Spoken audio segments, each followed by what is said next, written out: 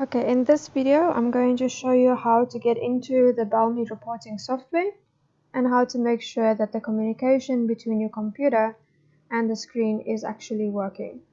So depending on your computer, you'll either double click or just click on the wireless calling system icon to open the software. You will click in login and the operator is admin and the password you just leave blank and you click confirm. Now the first thing that you need to look at is at the bottom where it says COM1 open failure. This already tells me that there's a problem. So if I go to copy data and I click on read, it's not going to read because it is not communicating. So in order to fix this, I will close this.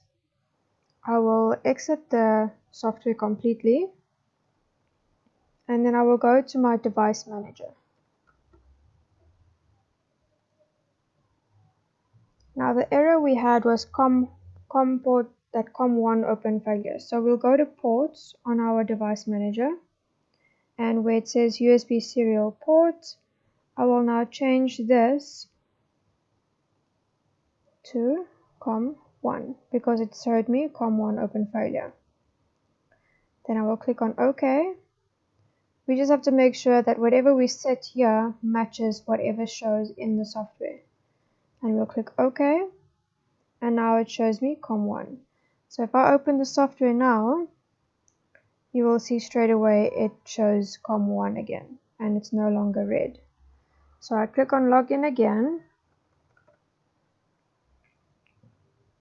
And now if I go to copy data and I click on read, it is reading. So this is basically how you always make sure that the communication and the connection between your computer and the screen is working. If there's a problem with this connection, you will not be able to program anything successfully because whatever changes you make on the software will not be communicated to the screen successfully.